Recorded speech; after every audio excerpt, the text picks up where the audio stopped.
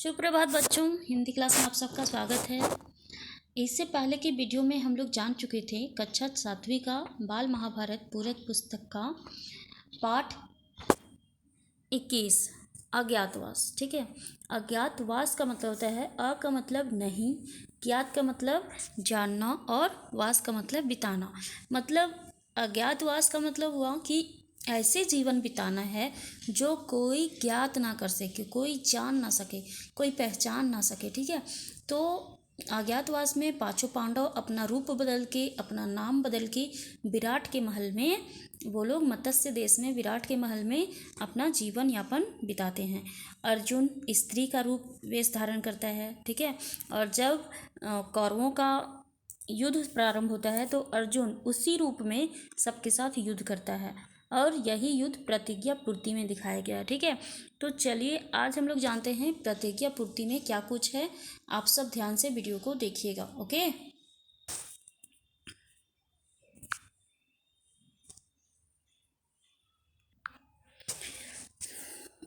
बाल महाभारत का पाठ 22 प्रतिज्ञा पूर्ति।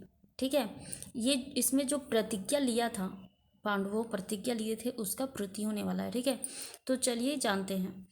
द्रोण ने कहा, मालूम होता है यह तो अर्जुन ही आया है। आचार्य की शंका और घबराहट दुर्योधन को ठीक न लगी। तभी कर्ण बोला, पांडव जुए के खेल में जब हार गए थे तो शर्त के अनुसार उन्हें 12 वर्ष का वनवास और 1 वर्ष का अज्ञातवास में बिताना था। तभी 13वां वर्ष पूरा नहीं हुआ और अर्जुन हमारे सामने प्रकट हो गया है, तो डर किस बात का है। शर्त के अनुसार पांडवों को फिर से 12 वर्ष वनवास और 1 वर्ष अज्ञातवास में बिताना होगा। अजीब बात है कि सेना के योद्धा भय के मारे कांप रहे हैं, जबकि उन्हें दिल खोलकर लड़ना चाहिए। आप लोग यही रट लगा रहे हैं कि सामने जो रथ आ रहा है उस पर अर्जुन धनुष ताने हुए बैठा है, पर वहां अर्जुन की बजाय परशुराम भी हो तो भी हम क्यों डरें। मैं तो अकेला ही जाकर उसका मुकाबला करूंगा और मैंने दुर्योधन को जो वचन दिया है उसे आज पूरा करके दिखाऊंगा। कर्ण को यूं दम भरते हुए देखकर कृपाचार्य झल्लाकर बोले, कर्ण, मूर्खता की बात ना करो। हम सबको एक साथ मिलकर अर्जुन का मुकाबला करना होगा। यह सुनकर कर्ण को गुस्सा आ गया। वह बोला, आचार्य, तो मैं अर्जुन की प्रशंसा करते कभी थकते ही नहीं हैं। अर्जुन की शक्ति को बढ़ा चढ़ाकर बताने की इन्हें एक आदत सी पड़ गई है।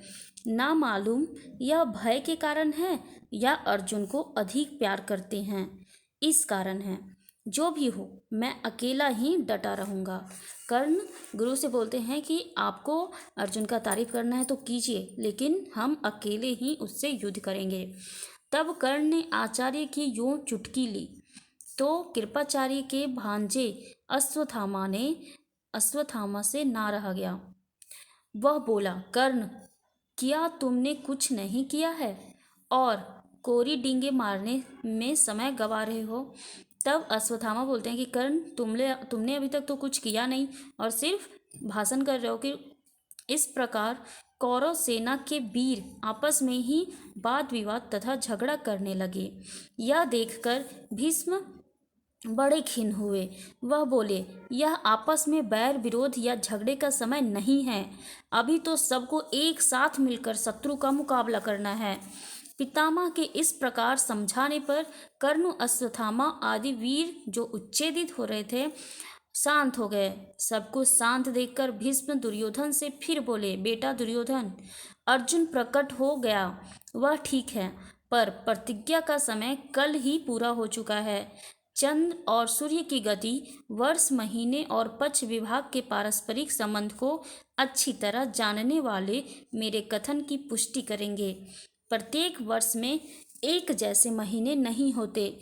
मालूम होता है कि तुम लोगों की गणना में भूल हुई है, इसीलिए तुम्हें भ्रम हुआ है। जैसे ही अर्जुन ने गांडीव धनुष की टंकार की थी, मैं समझ गया था कि प्रतिज्ञा की अवधि पूरी हो गई है। दुर्योधन, युद्ध शुरू करने से पहले इस बात का निश्चित कर लेना होगा कि पांडवों के साथ संधि कर ले या नहीं। यदि संधि करने की इच्छा है तो उसके लिए अभी समय है। दुर्योधन ने कहा, पूज्य पितामह, मैं संधि नहीं चाहता हूँ। राज्य तो दूर रहा, मैं तो एक गांव तक पांडवों को देने के लिए तैयार नहीं। राज तो बहुत दूर का बात है, एक गांव भी देने के लिए तैयार नहीं है। यह सुनकर द्रोणाचार्य की आज्ञानुसार कौरव वीरों ने व्यूह रचना की। उधर उत्तर ने रथ उसी ओर हाँक दिया जिधर दुर्योधन था। अर्जुन ने गांडीव पर चढ़ाकर दो दो बाण आचार्य द्रोण और पितामह भीष्म की ओर इस तरह से छोड़े जो उनके चरणों में जाकर गिरे। इस प्रकार अपने बड़ों की वंदना करके अर्जुन ने दुर्योधन का पीछा किया। अर्जुन को दुर्योधन का पीछा करते देखकर भीष्म आदि सेना लेकर अर्जुन का पीछा करने लगे। अर्जुन ने उस समय अद्भुत रण कौशल का परिचय दिया। पहले तो उसने कर्ण पर हमला करके उसे बुरी तरह घायल करके मैदान से भाग गया। इसके बाद द्रोणाचार्य की बुरी गति होते देखकर अश्वत्थामा आगे बढ़ा और अर्जुन पर बाण बरसाने लगा। अर्जुन ने जरा सा हटकर द्रोणाचार्य को खिसक जाने का मौका दे दिया। मौका पाकर आचार्य जल्दी से खिसक गए। उनके चले जाने के बाद अर्जुन अब अश्वत्थामा पर टूट पड़ा। दोनों में भयानक युद्ध होता रहा। अंत में अश्वत्थामा को हार माननी पड़ी। उसके बाद कृपाचार्य की बारी आई और वह भी हार गए। पांचों महारथी जब इस भांति परास्त हो गए तो फिर सेना किसके बल पर टिकती। सारी कौरव सेना को अर्जुन ने ही तितर बितर कर दिया। सैनिक उसी जान बचाकर भाग गए, अपनी जान बचा के भाग गए। इस भांति भीषण युद्ध करते हुए अर्जुन ने दुर्योधन का पीछा करना ना छोड़ा। पांचों महारथियों द्वारा अर्जुन को एक साथ रोकने का प्रयत्न करने पर भी उससे रोका ना जा सका। अर्जुन आखिर दुर्योधन के निकट पहुंच ही गया। उसने दुर्योधन पर भीषण हमला कर दिया। दुर्योधन घायल हो गया और मैदान छोड़कर भाग खड़ा हुआ। भीष्म ने उससे कहा कि अब वापस हस्तिनापुर लौट चलना चाहिए। भीष्म की सलाह मानकर सारी सेना हार मानकर हस्तिनापुर की ओर लौट चली। इधर युद्ध से लौटते हुए अर्जुन ने कहा, उत्तर, अपना रथ नगर की ओर ले चलो। तुम्हारी गायें छुड़ा ली गई है, शत्रु भी भाग खड़े हुए हैं। इस विजय का यश तुम ही को मिलना चाहिए। इसीलिए चंदन लगाकर और फूलों का हार पहनाकर नगर में प्रवेश करना। रास्ते में अर्जुन ने फिर से बृहनला का वेश धारण कर लिया और राजकुमार उत्तर को रथ पर बैठाकर सारथी के स्थान पर खुद बैठ गया। उन्होंने विराट नगर की ओर कुछ दूतों को यह आज्ञा देकर भेज दिया, जाकर घोषणा कर दो कि राजकुमार उत्तर की विजय हुई है। ये अर्जुन रास्ते में बृहनला का रूप फिर से धर के और नगर में जाते हैं और पूरे नगर में घोषणा कर देते हैं कि विजय किसकी हुई है, उत्तर की विजय हुई है। ठीक है, इस तरह आपका ये पाठ प्रतिज्ञा पूर्ति समाप्त होता है।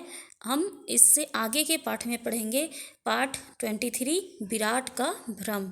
ठीक है, प्रतिज्ञा पूर्ति का मतलब है कि जो पांडव 1 साल का प्रतिज्ञा किए थे कि हमको अज्ञातवास में रहना है, अपना भेष बदलकर, नाम बदलकर, ठीक है, वो पूरी कर देते हैं। जब अर्जुन लड़ने के लिए आता है तो उसके 1 दिन पहले पूरा उनका 1 साल बीत जाता है। ठीक है, और वो दुर्योधन के सारे सेना को परास्त करके फिर से हस्तिनापुर भेज देता है। तो आप सबको पाठ समझ में आया? धन्यवाद।